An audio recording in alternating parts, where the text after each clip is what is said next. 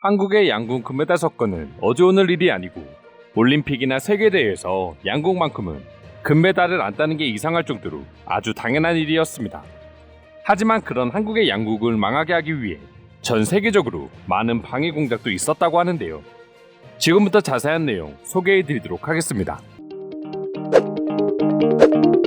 20년이 넘는 기간 동안 한국의 양궁은 계속해서 세계 1위 자리를 내주지 않고 있지만 막상 제일 중요한 활은 한국의 제품을 사용하지 않았다는 사실을 알고 계셨나요? 하지만 어떤 사건 하나로 지금은 모든 선수가 국내산 활을 사용하고 있습니다. 해당 사건은 1990년대 후반과 2000년대 초반으로 거슬러 올라갑니다. 이때만 하더라도 양궁에 사용되는 활은 미국과 일본 두 나라가 완전히 장악하고 있었다고 합니다. 때문에 한국 선수들도 당연히 미국과 일본에서 제조하는 활을 쓸 수밖에 없었던 것이죠. 하지만 계속되는 한국 선수들의 독주로 인해 어느 순간부터 미국의 대표 활 제조업체인 호이트사는 한국 선수들에게 활을 제공하지 않기 시작했습니다. 아무리 돈을 주고 주문을 해도 발주 자체를 해주지 않았던 것이죠. 그리고 호이트 본사는 직접 총판들에게 연락해 한국에는 자신들의 활을 팔지 말라고까지 전한 사실도 밝혀졌습니다. 미국 대표팀의 금메달을 위해 한국 선수들에게는 활을 팔지 않기로 결정한 것이었습니다. 결국 양궁협회는 국산 업체를 통해 활의 국산화를 진행하기로 했습니다. 하지만 수십 년 동안 해외 제조업체의 활만 받아서 쓰다 보니 국내에서 전문적으로 활을 제작할 수 있는 업체는 한 군데도 없었고 그나마 관련된 회사는 장난감 활을 만드는 곳 3군데뿐이었다고 합니다. 그리고 이 중에서 2곳을 선정해 본격적으로 국내산 활을 만들 수 있도록 투자를 하기 시작했습니다. 그리고 그 결과를 확인하는 데에는 단 4년이라는 시간밖에 걸리지 않았습니다.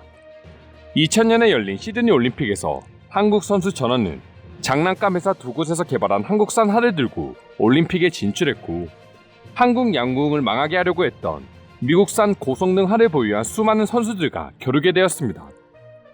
결과는 양궁에 걸려있는 금메달 4개 중 총 3개를 한국인들이 석권하게 되었고 한국에게 활을 팔지 말라고 명령했던 미국의 호이트사는 그 장면을 자신들의 눈앞에서 지켜볼 수밖에 없었던 것이죠. 그리고 한국 장난감 회사에서 만든 활의 기적은 여기에서 그치지 않았습니다. 이때까지 미국과 일본의 활만 쓰다가 한국 선수들이 한국산 활을 사용하는 걸 보고 전 세계 수많은 나라의 선수들은 미국과 일본의 활이 아닌 한국 활을 주문하기 시작했습니다. 2010년 이후에는 국내 장난감 회사에서 만든 활의 세계 시장 점유율이 70% 가까이 됐다고 하니 불과 10년 만에 얼마나 대단한 기적을 이뤄냈는지 확인할 수 있는 지표이기도 하죠.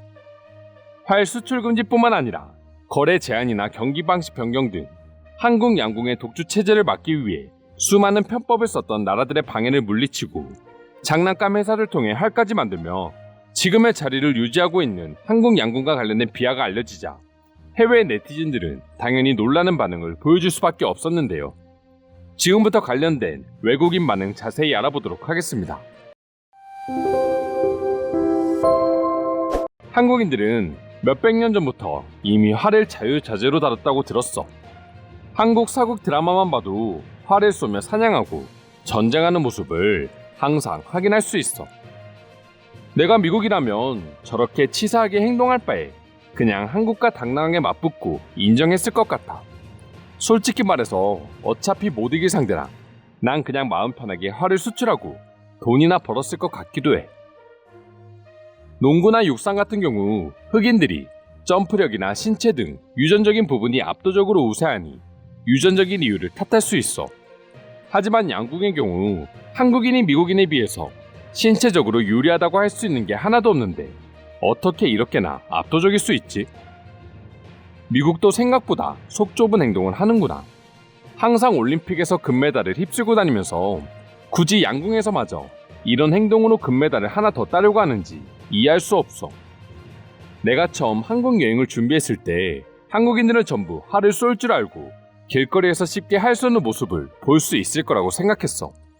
하지만 의외로 활을 쏠 줄 아는 사람이나 양궁 시설을 하나도 찾아볼 수 없었어. 한국 사람들이 활 구경을 하는 건 올림픽이나 박물관뿐이라고 합니다. 그래서 한국인들도 자신들이 왜 그렇게 양궁에서 금메달을 휩쓰는지 의아한 경우가 대부분이라고 들었습니다. 한국은 고대시대부터 활과 하살의 나라였지. 그렇기 때문에 더 이상 새롭고 또 놀랄 것도 없다. 그리고 그들은 무기를 가리지 않는다. 그저 자신들의 실력을 믿을 뿐이야. 한국에서는 올림픽에서 금메달을 휩쓴 선수라고 하더라도 지역 예선에서도 떨어질 정도로 선발 교육을 철저히 한다고 합니다. 그리고 그 시스템은 어떤 나라들과도 비교할 수 없을 정도로 엄격하기도 하고요. 한국인들이 말하는 장인은 도구를 가리지 않는다의 대표적인 예시가 아닐까 합니다. 반대로 미국은 그런 치사한 짓을 했지만 우승하지 못했죠. 차라리 정정당당했다면 어땠을까요? 그들의 실력은 높은 수준의 기술과 노력이 만든 결과물이지 좋은 장비 때문이 아니었습니다. 제발 한국인들의 양궁 실력을 의심하는 일이 없었으면 합니다. 한국인들의 양궁 실력을 보고 있으면 그들의 피나는 노력과 좋은 코치진이 있었기 때문이라는 생각이 듭니다. 활과 하살 때문이 아니라 말이죠.